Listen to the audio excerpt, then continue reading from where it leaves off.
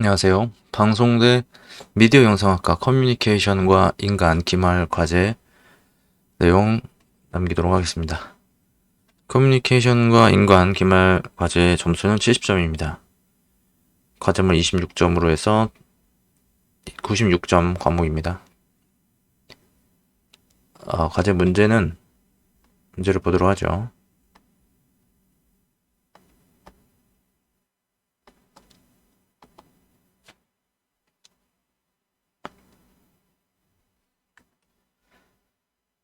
다음 5가지 주제 중에서 2가지를 택하여 작성하시오. 70점. 이 중에서 대인 커뮤니케이션 효과에 영향을 미치는 요인을 구체적 사례와 함께 설명하시오. 요거 한 개 하고요.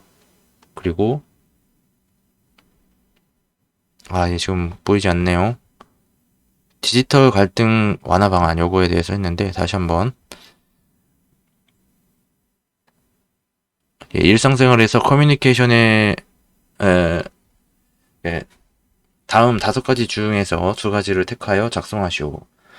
이건데 대인 커뮤니케이션 효과에 영향을 미치는 요인을 구체적 사례와 함께 설명하시오와 인터넷 사회에서 디지털 갈등이 많아졌다. 디지털 갈등 완화 방안을 구체적 사례와 함께 설명하시오. 이 2가지를 택해서 작성했습니다. 그러면은 바로 내용을 보도록 하겠습니다. 목차입니다.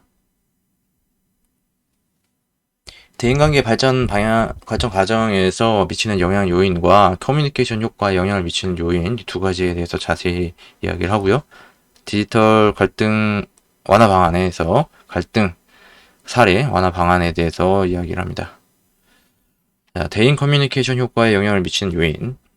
대인 커뮤니케이션 효과에 영향을 미치는 요인은 대인관계의 발전 과정에 미치는 영향 요인과 그 효과에 미치는 영향 요인으로 구분한다. 대인관계의 발전 과정에 미치는 요인은 자아 위치와 자아 공개가 있다. 커뮤니케이션 효과에 영향을 미치는 요인은 화자의 동질성과 이질성 정도와 대화 주제와 관심 영역, 그리고 커뮤니케이션 상황이 있다. 대인관계의 발전 과정에 미치는 영향 요인, 자아 위치. 자아 위치는 대인관계 초기에 자신과 상대방이 어떤 위치에 있는지 확인하려고 한다. 자신의 위치에 따라 어떻게 행동하고 상대방에게 말해야 하는지가 달라지기 때문에 자아 위치를 확인하는 과정은 대인 커뮤니케이션에서 중요하다. 자아 위치를 설명할 때는 부부와 연인 관계, 학교에서 친구와의 관계, 직장 동료 관계 등의 사례를 들 수 있다. 이들 관계는 동등한 입장에서 수평적인 관계가 성립된다고 볼 수 있다. 이를 성인적 자아에 의한 관계라고 한다. 수직적인 관계로는 가정에서는 아버지와 자식 간의 관계, 직장에서는 사용자와 근로자의 관계가 있고 학교에서는 교사와 학생 관계가 있다. 수직적인 관계는 공식적이고 조직적인 대인 커뮤니케이션에서 이루어진 관계라서 권위적으로 이루어지는 경향이 있다. 이를 부모적 자아에 의한 관계라고 한다. 사회 구조에 의해 수직적인 관계가 형성되는 것과 다르게 자신을 낮은 사람으로 위치지어 상대방에게 복종하려고 하는 경우가 있는데 이를 아동적 자아라고 한다. 부모적 자아와 아동적 자아는 대인관계의 발전이 쉽지 않다. 자아 공개. 자아 공개는 상대방과 상호작용하기 위해 자신이 누구인지를 공개하는 것이다.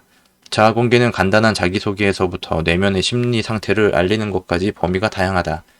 자아 공개는 자신에 관한 정보를 자발적으로 공유하는 것인데 이것이 잘 이루어질 때 상대방과의 의사소통이 원활하고 관계가 더욱 발전할 수 있다. 자아 공개는 요하리의 창에 의해 열린 자아, 눈먼 자아, 숨겨진 자아, 알 수 없는 자아로 구분한다. 열린 자아는 자신과 상대방이 모두 알고 있는 자신에 대한 정보이다. 예를 들어 취업을 위해 회사에 면접을 보러 갔을 때 이름, 학교, 전공, 경력, 입사 동기 등에 관한 정보를 주고받는 과정에서 확인할 수 있다. 눈먼 자아는 자신에 대해 상대방이 알고 있으나 자신은 알지 못하는 자아이다. 예를 들어 직장에서 동료들은 엉뚱한 행동을 하는 사람으로 알고 있지만 자신은 모든 행동이 옳다고 생각하는 경우이다. 숨겨진 자아는 다른 사람에게 알리고 싶지 않은 자신의 사적인 영역이다. 자신의 나쁜 습관, 가정 형편, 가족과의 갈등 등 치부 같은 것들이다. 알 수 없는 자아는 상대방과 자신 모두가 모르고 있는 자신의 모습이다. 이 부분이 무엇인지는 쉽게 알 수 없고 특별한 방법을 통해 어떤 형태인지 짐작해 볼 수 있다. 커뮤니케이션 효과에 영향을 미치는 요인. 동질성과 이질성. 동질성은 일반적인 감정이나 태도가 서로 일치하는 사람들이 쉽게 대화를 할 수 있는 것이다. 반대로 이질성은 일치하지 않는 사람과는 커뮤니케이션이 이루어지기 어렵다. 동질성과 이질성은 공존한다. 이것은 어떤 사안에 대해서 감정이나 태도가 일치하더라도 다른 사안에 대해서는 다른 생각을 할 수 있다. 동질성과 이질성은 오히려 극단적일 때 지속적인 상호작용이 잘 이루어지지 않는다. 즉, 자신의 성향이나 배경이 완벽하게 일치하는 경우에는 거리를 두게 되고 자신과 비슷한 특성을 가진 사람에게 호감을 보인다.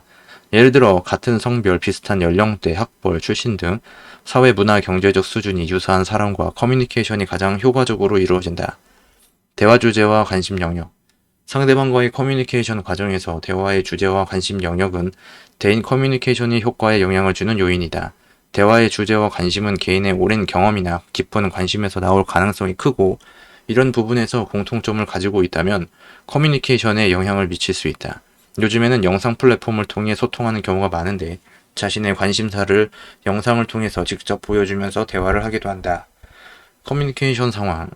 대인 커뮤니케이션의 효과에 영향을 미치는 요인에는 물리적 환경과 대인적 상황으로 구분되는 상황과 환경이 포함된다. 물리적 환경은 커뮤니케이션이 일어나는 장소와 시기, 그리고 주변에 배치된 물건에 따라 달라지는 환경을 의미한다. 물리적 환경을 전체적인 분위기와 느낌, 물건의 배치 등을 달리하여 비언어적인 대인 커뮤니케이션이 일어나는 역할을 한다. 대인적 상황은 규범, 이념에 따른 정치적 성향, 관습과 같은 사회 문화적 요인이다. 예를 들어 소개팅하는 남녀가 있는데 종교가 다르거나 일방적으로 종교 활동을 하는 경우, 혹은 같은 신앙생활을 하는 때에 따라서 대인 커뮤니케이션의 효과에 영향을 미친다. 개인마다 다르게 생각하는 가치를 어떻게 받아들이고 이해하느냐에 따라서 대인관계 형성에 도움이 될 수 있고 어려움이 있을 수 있다. 그러나 조건 없는 수용이 올바른 대인 커뮤니케이션이라고 볼 수는 없을 것이다.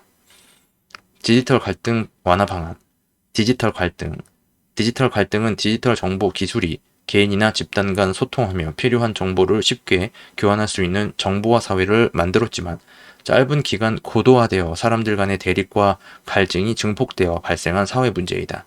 디지털 갈증이 발생하는 공간은 사이버 공간이다. 사이버 공간은 실체가 없지만 누구나 사용하는 스마트폰을 이용하여 언제든지 누구와 연결될 수 있는 공간이다.